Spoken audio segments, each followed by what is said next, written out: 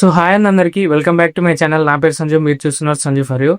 ఈరోజు అయితే 16th century నుంచి ప్రెసెంట్ డే వరకు ఉన్న ప్రెగ్నెన్సీ టెస్టింగ్ మెథడ్స్ గురించి మాట్లాడుకుందాం. సో ఇప్పుడైతే హాస్పిటల్కి వెళ్ళి చెకప్ చేసుకోవడం లేదా ఇంటి దగ్గరే ప్రెగ్నెన్సీ కిట్స్తో చెక్ చేసుకోవడం ఉన్నాయి. బట్ అప్పట్లో ఇవేవి ఉండేవి కాదు కదా. బట్ మన ఇండియన్స్ అయితే వామిటింగ్ వస్తే ప్రెగ్నెన్సీ ఉందని ఫిక్స్ అయిపోయేవాళ్ళు. కానీ ఫారినర్స్ అలా కాదు కదా, వాళ్ళు ప్రతిదానికి ప్రూఫ్స్ వెతుకుతారు. సో ఇప్పుడు మనం కొన్ని ప్రెగ్నెన్సీ టెస్టింగ్ మెథడ్స్ గురించి మాట్లాడుకుందాం. సో ఇంకా లేట్ ఏం చేయకుండా let's get into the video.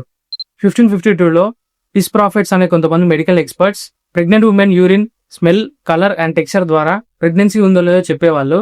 ఒకవేళ యూరిన్ పేల్ లెమన్ కలర్ ఉంటే ప్రెగ్నెన్సీ ఉందని, లేకపోతే లేదని చెప్పేవాళ్ళు. ఈ మెథడ్ అయితే 50% ఎఫిషియంట్. సో ఈ పిస్ ప్రాఫిట్స్ అనే వాళ్ళు యూరోప్ కాంటినెంట్ కి చెందిన వాళ్ళు. వీళ్ళే మెడికల్ ఎక్స్పర్ట్స్ అండ్ డివైనర్స్ అని ప్రకటించుకున్నారు. అండ్ వీళ్ళు illness, pregnancy test and future నే యూరిన్ ఎగ్జామిన్ చేసి చెప్పగలం అని చెప్పారు. సో వీళ్ళు ఏం చెప్పారో టెస్ట్ చేసుకున్న వాళ్ళకి తెలియాలి. పిక్చర్ల గురించి వెంటనే కానీ లైవ్ లో ఇదే చూడటం. సో నెక్స్ట్ అయితే 1656లో ఒక ప్రాక్టీస్ ఉంది. అందులో ప్రెగ్నెంట్ ఉమెన్ యూరిన్ ని బాయిల్ చేసి ప్రెగ్నెన్సీ ఉందో లేదో తెలుసుకునే వాళ్ళు. యూరిన్ ని బాయిల్ చేసిన తర్వాత వైట్ ఫోమ్ వస్తే ప్రెగ్నెన్సీ ఉందని, లేకుంటే లేదని అనుకునేవాళ్ళు. తర్వాత 1931లో ఫ్రైడ్మెన్ అనే ఒక సైంటిస్ట్ ర్యాబిట్స్ ని యూజ్ చేసి ప్రెగ్నెన్సీ టెస్టింగ్ మెథడ్ ని అనుకున్నాడు. ఈ ప్రాసెస్ లో ర్యాబిట్ ఇయర్ లోకి ప్రెగ్నెంట్ ఉమెన్ యూరిన్ ని పంపేవారు. పంపిన 48 hours తర్వాత ఆ ర్యాబిట్ ని పెయిన్ లేకుండా చంపేవాళ్ళు. Like putting them in chambers and dissection అంటే ఏం లేదు, ర్యాబిట్ స్కల్ ని అండ్ స్పైనల్ కార్డ్ ని వేరు చేయడం. సో ఇవి రెండు పెయిన్లెస్ డెత్సే.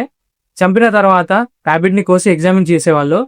సో ఆ ర్యాబిట్ ఓవరీస్ స్వెల్ అయి బ్లీడ్ అయితేనేమో ప్రెగ్నెన్సీ టెస్ట్ పాజిటివ్ అని, లేకుంటే ప్రెగ్నెన్సీ టెస్ట్ నెగిటివ్ అని నిర్ధారించేవాళ్ళు. మూర్తి గారు, ఇలాంటప్పుడే గుండె రాయి చేసుకోవాలి.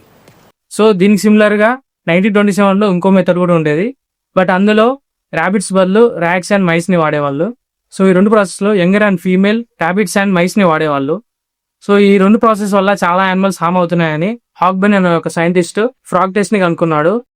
ఎన్ని ఎన్ని ఎన్ని ఎన్ని ఎన్ని ఎన్ని దారుణాలు సార్. ఈ టెస్ట్ లో ప్రెగ్నెంట్ ఉమెన్ యూరిన్ ని ఫ్రాగ్ లోకి ఇంజెక్ట్ చేస్తారు. ఇంజెక్ట్ చేసిన 12 to 14 hours తర్వాత ఫ్రాగ్ ఎగ్స్ లే చేస్తుంది. ఎగ్స్ లే చేస్తే ప్రెగ్నెన్సీ టెస్ట్ పాజిటివ్ అని, లేకుంటే నెగిటివ్ అని నిర్ధారించేవాళ్ళు. ఎక్స్పెరిమెంట్ లో వాడిన ఫ్రాగ్ అయితే ఆఫ్రికన్ టోడ్. సో దీనివల్ల చాలా యానిమల్స్ హామ్ అవ్వకుండా ఉన్నాయి. సో మీరు ఒకవేళ రావు బహదూర్ మూవీ చూస్తుంటే ఈ ఫ్రాగ్ టెస్ట్ ని చూసే ఉంటారు. లాస్ట్ లో హీరోయిన్ ఈ ఫ్రాగ్ టెస్ట్ ని వాడి ప్రెగ్నెంట్ లేదో తెలుసుకుంటుంది. సో డైరెక్టర్ వెంకట్ మహా అయితే చాలా రీసెర్చ్ చేసి కరెక్ట్ గా ఆ టైంలో ఏం టెస్ట్ ఉందో అదే పెట్టాడు. సో ఇది చూసినాక నాకైతే చాలా మంచిగా అనిపించింది. తర్వాత 1960sలో యానిమల్ ఇన్వాల్వ్మెంట్ లేకుండా ప్రెగ్నెన్సీ టెస్ట్ ని కెమికల్ రియాక్షన్స్ ద్వారా తెలుసుకోవాలనుకున్నారు. సో దీన్ని సైంటిస్ట్ ఇంప్లిమెంట్ చేశారు. 1976లో ఫస్ట్ ప్రెగ్నెన్సీ కిట్ బయటకు వచ్చింది. దాని పేరే ఈపీటీ అంటే ఎర్లీ ప్రెగ్నెన్సీ టెస్ట్. సో 1976లో ప్రతి ఒక్కరికి ఈ కిట్ అందుబాటులోకి వచ్చింది. అండ్ ప్రెసెంట్ డే చూసుకుంటే there are many methods like blood test, urine test and many other methods. So that's it for this video guys. మీకు ఈ వీడియో ఇన్ఫర్మేటివ్ అనిపిస్తే please do like, share and subscribe the channel. And see you in the next video. Bye bye.